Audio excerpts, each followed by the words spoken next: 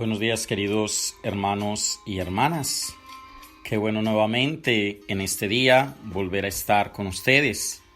Estamos siguiendo nuestro retiro espiritual. ¿Qué quieres que Jesús haga por ti? Hoy vamos a reflexionar en nuestro tema número 13 y vamos a tomar el versículo 49 del Evangelio de San Marcos, en el capítulo 10. Estamos viendo esta narración del ciego Bartimeo. Pidamos al Espíritu Santo para que venga sobre nosotros. Bendito seas, Señor, porque quisiste que tu palabra viva y eterna se conservara por escrito en los libros sagrados de Israel y de la iglesia primitiva. Nosotros los veneramos con espíritu filial, reconociendo en ellos tu voz de Padre, que sale a nuestro encuentro, a fin de revelarnos tus misterios más íntimos. En medio de tantas palabras que oímos, leemos y repetimos a diario, nos alegra poder escuchar ahora la tuya, como palabra siempre actual y de inagotable riqueza. Gracias a ella te conocemos a ti, el único Dios verdadero, y a tu enviado Jesucristo. Que tu Espíritu nos enseñe a interpretar correctamente tu palabra y haga brotar de nuestro corazón el deseo de meditarla en silencio, abriendo nuestra alma a Dios para alabar, dar gracias, implorar y pedir perdón. Amén. Versículo 49 del Evangelio de San Marcos en el capítulo 10. Jesús se detuvo y dijo: «Llamadlo». Con que llaman al ciego diciéndole: «Ánimo, levántate, te llama». Palabra de Dios. Sí, hermanos, nos encontramos a el ciego que no ve, pero sabe escuchar la voz de Jesús, que le llega a través de sus enviados. «Ánimo, levántate, que te llama». Este es el clima que necesitamos crear en la iglesia. Animarnos mutuamente a reaccionar, no seguir instalados en una religión convencional. Volver a Jesús, que nos está llamando, y esto debe ser el primer objetivo pastoral. En efecto, reformar o renovar, en su significado original, es un proceso espiritual totalmente cercano al cambio de vida y a la conversión que entra de lleno en el corazón del fenómeno cristiano. Solamente a través de la conversión se llega a ser cristianos, y esto vale tanto para la vida particular de cada uno como para la historia de toda la iglesia. Esta vive como iglesia en la medida en que renueva sin cesar su conversión al Señor, al evitar cerrarse en sí misma y en sus propias costumbres más queridas, tan fácilmente contrarias a la verdad.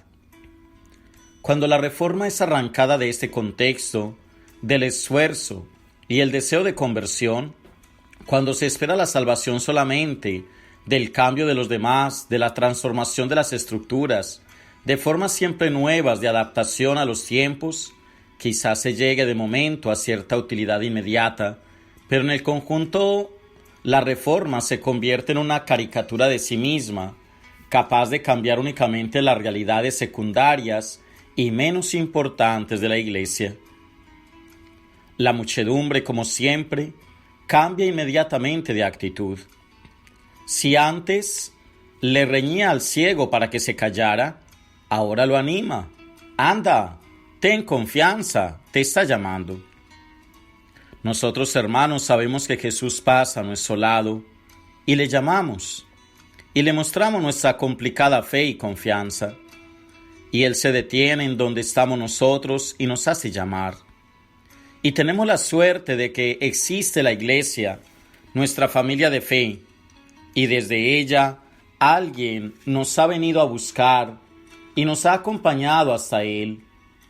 Todos tenemos personas en la iglesia que nos han llevado a Jesús.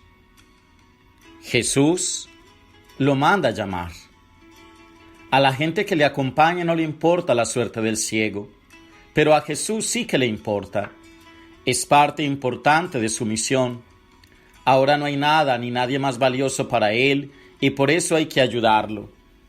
al recordar y reflexionar sobre el llamado de Dios que un día nos hizo, lo primero que debemos comprender es que hemos sido tomados por Dios a través de una comunidad.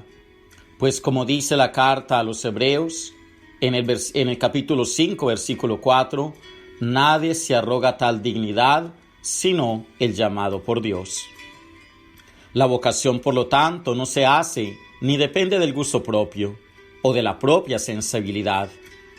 El llamado que Dios nos hizo y nos sigue haciendo no es una elección funcional y fría. Al llamarnos, Él nos declara su amor como lo hizo con Bartimeo.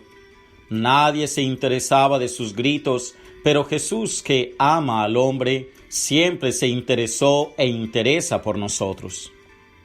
Cuando Cristo se fija en nosotros para llamarnos a seguirle en el camino, nos hace oír su voz a través de una serie de reclamos que va dejando caer gota a gota, silenciosa y amorosamente en lo íntimo de nuestra conciencia y de nuestro corazón. Por ello debo estar atento para volver a escuchar su llamada. Hoy, el Señor sigue colocando acontecimientos, situaciones y personas que como a Bartimeo nos dicen: ánimo, levántate, te llama. Así, cada vocación es un auténtico diálogo de amistad entre Cristo y nosotros, propiciado fundamentalmente por la Iglesia, por aquellos que nos han ayudado a ver la llamada de Dios. Pero hagámonos una pregunta: ¿para qué nos llama Dios? ¿Por qué queremos ver de nuevo el llamado que Dios nos ha hecho? Porque sabemos que la elección divina no obedece a un capricho ciego, pues cuando Dios nos llama lo hace para una misión específica, para pedir una colaboración determinada en sus designios de salvación. Nos dice la carta a los Hebreos que el sacerdote está puesto en favor de los hombres en lo que se refiere a Dios para ofrecer dones y sacrificios espirituales por los pecados de todos. Dios nos quiere poner al servicio de los hombres. Por ello quisiera detenerme en este momento de nuestro retiro a reflexionar en nuestra vocación a la comunión en la iglesia, porque es en una comunidad en la que hemos sido llamados y es para el servicio de una comunidad para lo que somos llamados. Hoy es claro que solo puede haber vida cristiana en comunión con nosotros. En efecto, Jesús elige a los 12 para vivir en comunión con Él y entre sí. La vocación es convocación, lo que significa que hay que pertenecer a una comunidad concreta. Ayer fue la de la familia, el seminario, hoy la de la vida eclesial o del presbiterio, la de la parroquia o la de la institución donde se desarrolla el ministerio, mañana donde Él quiera. Aunque cada discípulo es llamado por su nombre y la respuesta es personal, esta respuesta se da en comunidad. Es así como Jesús, al que va llamando, lo va incorporando a una comunidad. Esa experiencia es un rasgo irrenunciable del seguimiento a Jesús. De manera que el discípulo no puede hacer su opción de forma individual. Bartimeo escuchó que Jesús lo llamaba por medio de una comunidad y ahora que quiere acercarse a Jesús, lo debe hacer con la comunidad. Si observamos con atención la llamada que Jesús hizo a sus discípulos, nos damos cuenta inmediatamente que el grupo era muy heterogéneo. Pedro era temperamental y primario. Juan y Santiago son llamados hijos del trueno. Tomás, deseoso de comprobar físicamente la resurrección de Jesús. Mateo, hasta su llamada, amigo del dinero y en ocasiones injusto. Simón el Celote, perteneciente a uno de los grupos más violentos de los judíos. Y Judas, un fariseo, pero también un hombre que ha traicionado el mismo nombre de Jesús. Por eso reflexionemos en este tema sobre esa llamada y dejemos que sea Jesús el que nos siga llamando a su servicio. Bendecido día.